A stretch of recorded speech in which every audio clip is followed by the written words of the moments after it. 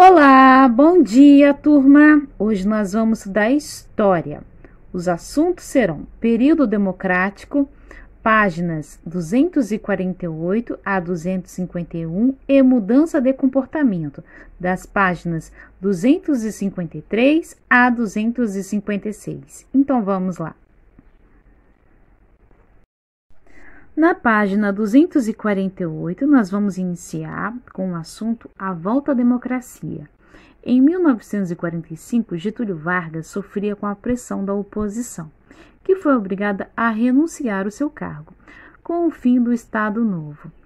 E foram marcadas novas eleições para o mês de dezembro, restabelecendo a democracia no país. Vocês lembram, né, que o Estado Novo foi o cancelamento das eleições democráticas e iniciou uma ditadura, onde era um governo que era autoritário, onde não tinha liberdade, onde só eles podiam fazer, só eles podiam mandar. Então, em 1945, por fim, acabou o Estado Novo.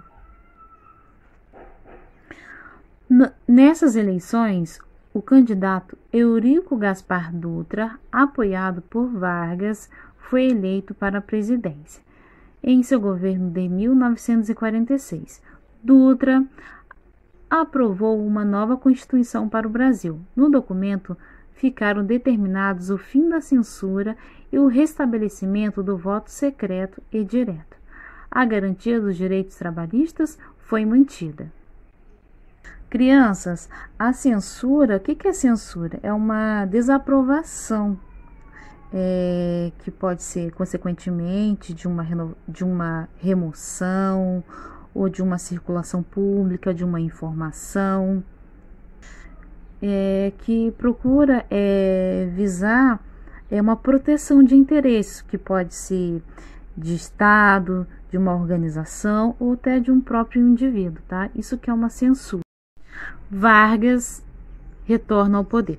Nas eleições de 1950, Vargas se candidatou à presidência e foi eleito e voltou a governar o país. Nesse segundo período em que esteve no poder, Vargas adotou medidas de incentivo à industrialização do país. Diversas empresas que ainda funcionam nos dias atuais foram criadas nessa época. É o caso da Petrobras e do Banco Nacional de Desenvolvimento Econômico, que é o BNDES. A oposição, porém, dificultava as iniciativas de Vargas, fazendo pressão para que ele renunciasse. Sem condições de governar e recusava-se a renunciar novamente, o presidente cometeu suicídio. Sua morte causou grande comoção nacional. Aqui, crianças, vocês podem observar, aí tem um jornal, né, que é jornal Última Hora, que está falando sobre o suicídio de Vargas. Na página 249, o Brasil nos tempos de JK.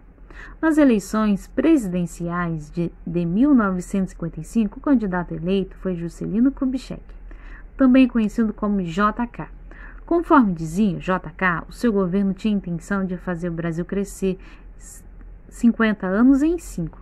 Assim, resolveu dar continuidade à industrialização do país, emprestando inclusive dinheiro de outros países. Nessa época, os investimentos de maior destaque foram nos setores da indústria de transportes e de produção de energia. JK também pôs em prática os planos de construção de uma nova capital do Brasil, que teve início então o planejamento da cidade de Brasília, construído na região centro-oeste do país. Aqui, criança, a construção das obras, né, de Brasília, do Distrito Federal.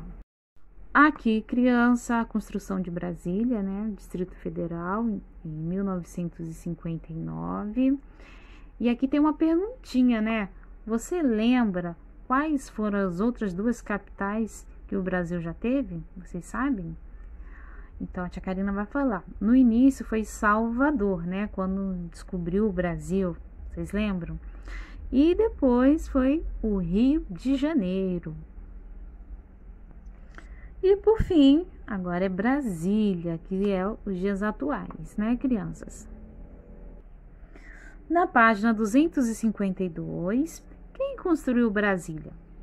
Para trabalhar nas obras da nova capital foram contratadas milhares de pessoas. Esses trabalhadores, que vieram sobretudo dos estados do Nordeste brasileiro, ficaram conhecidos como candangos.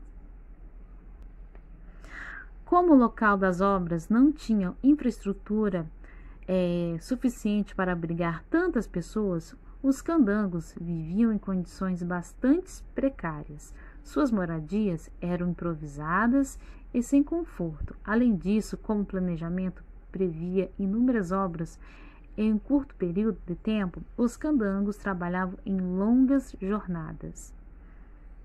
Aqui nessa fotografia, né, é uma pensão popular. Essa foto é de 1958 e aqui está mostrando, né, os trabalhadores, os candangos, né, que estavam construindo, né, o nosso distrito, né, onde é a nossa capital, né, do nosso país, né, Brasília.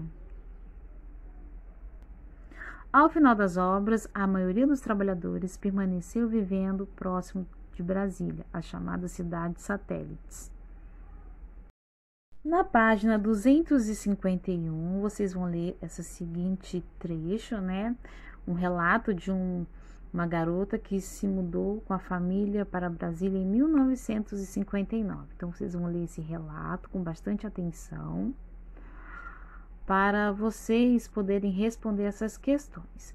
Como era a rotina em Brasília antes da inauguração? Aqui está falando como que até eles estavam na preparação, né, para a inauguração. Então, aqui está relatando como que estava a cidade antes, né, da inauguração. Eles estavam se preparando, né, estavam todos agitados, né, com obras, né. Então, assim, vocês vão ler com bastante atenção para poder responder a letra A. Quem eram os candangos? Como era a sua rotina de trabalho? Aqui no relato está falando, crianças, quem eram os candangos. Mas se vocês tiverem dúvida relacionada a essa pergunta, vocês podem retornar na página 250, que está falando sobre os candangos. Esses homens foram muito importantes, né, para a construção de Brasília. Então, vocês vão ler aqui. Aqui está falando como que eles, né, quem eram eles, como que eles viviam, como eram as suas condições. E vocês vão conseguir responder a letra B, ok, crianças? C. Onde os candangos foram viver após o final da obra? Eles voltaram para a região nordeste do país, eles permaneceram por Brasília.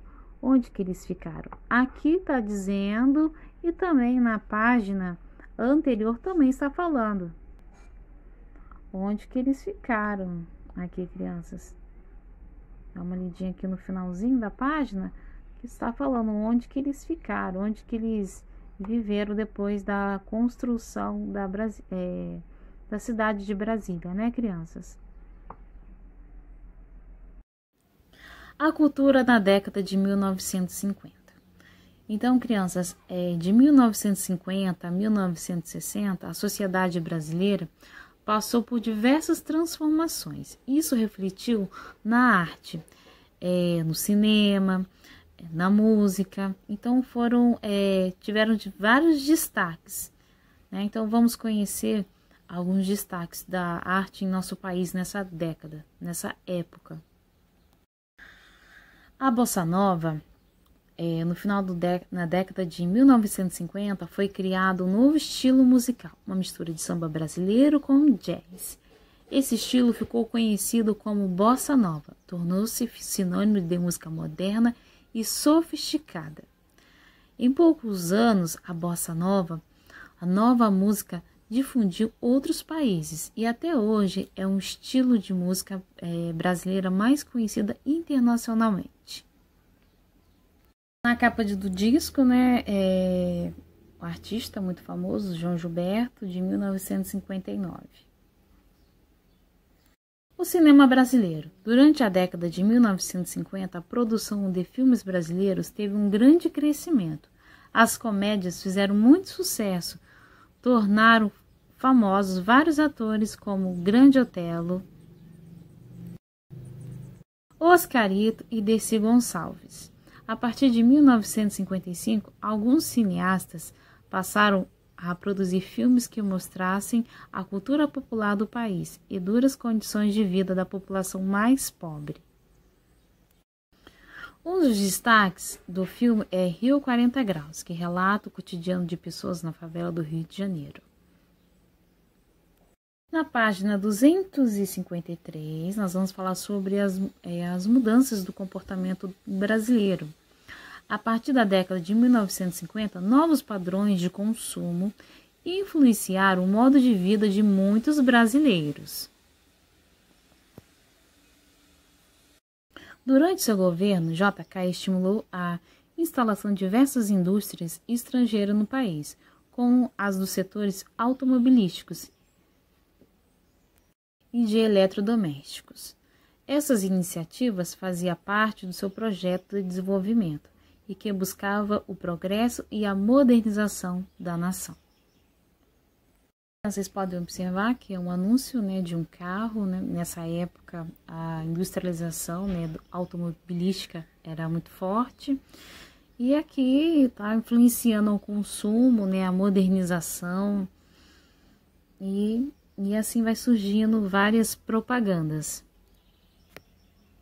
Página 254, observe a imagem e o texto para responder as questões. Então, vocês já podem observar a grande diferença. Observem, crianças? Vocês vão ler o textinho, vão identificar a propaganda. Isso é uma propaganda, anúncio da televisão, publicado na revista Manchete de 1958, tá bom? Então, vocês... a primeira pergunta, faça uma descrição da imagem e relaciona com o texto. Então, vocês vão fazer uma descrição, falar o que vocês estão vendo aqui relacionado com o texto, tá bom, crianças? B. A televisão era um produto acessível a todas as classes sociais brasileiras na década de 50? O que vocês acham, criança? Aqui está falando que a partir de 1950 todo mundo teve acesso à TV ou começou a partir de 1950? Então, vocês vão verificar e vão responder essa questão, tá bom, criança? Quando eu falo de acessível, é que era para todos, tanto rico quanto os pobres. Todo mundo tinha esse acesso. Hoje em dia todo mundo tem esse acesso à televisão, mas antigamente, em 1950, todos tinham esse acesso? Então, vocês vão responder, ok, crianças? C. Você considera possível relacionar a popularização da televisão no Brasil com o aumento do consumo de produtos? Como os eletrodomésticos, os carros e os produtos de beleza? Explique. Então, criança, a pergunta é o seguinte... a televisão influenciou na venda desses produtos? Vocês acham que, no caso, os comerciais influenciaram as pessoas a comprarem os eletrodomésticos, os carros, os produtos de beleza? Vocês acham que isso influenciou as pessoas em relação ao consumo, em relação à compra desses produtos? Então, vocês vão escrever aí, por favor. Na página 255, nós vamos falar sobre um período turbulento. Em 1960, Jânio Quadros foi eleito para substituir JK na presidência do Brasil. Em sua campanha, ele prometeu acabar com a inflação e com a corrupção no país. Entretanto, Jânio permaneceu poucos meses no poder, após perder parte do apoio que tinha quando se elegeu. Ele renunciou ao cargo em agosto de 1961. Crianças, como o Jânio não tinha apoio, ele não tinha como trabalhar, então ele renunciou ao seu cargo. Crianças, com a renúncia de Jânio, o vice-presidente João Goulart, ele assumiu, ele assumiu a presidência. Ele assumiu o poder. Durante uma grave crise econômica e social, a inflação no país crescia e as diferenças entre uma minoria rica e uma maioria pobre da população tornou-se muito mais evidente. Buscando soluções para alguns problemas do país, João Goulart propôs as chamadas reformas de base. Elas incluíam reforma agrária para distribuir terras entre os trabalhadores rurais e a reforma urbana, que pretendia doar lotes nas cidades para as famílias pobres construírem suas casas. A proposta de João Goulart desagradou algumas pessoas, alguns grupos sociais, que temiam perder seus privilégios. Entre esses grupos estavam os militares, os grandes empresários, os banqueiros e a parte da classe média brasileira. Dessa maneira, houve um crescimento radical da oposição ao governo de João Goulart, dando início a uma grave crise política no país. Na página 256, vocês vão fazer essas atividades. Vocês vão ler esse texto sobre as marchas organizadas por pessoas que eram contra as reformas e a proposta de João Goulart. Vão ler com bastante atenção que tipo de proposta, o que ele fez, tá bom, crianças? Vocês vão ler com bastante atenção para responder a letra A e a letra B.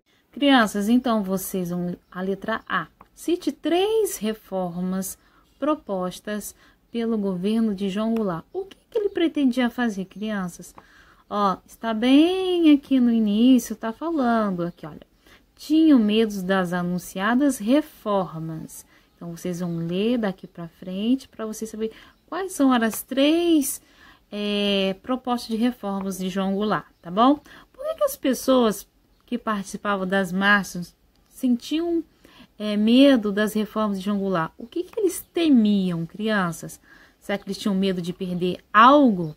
Então, vocês vão colocar aí para a professora, tá bom? Porque aí nesse textinho está dizendo o que eles temiam, por que eles tinham medo.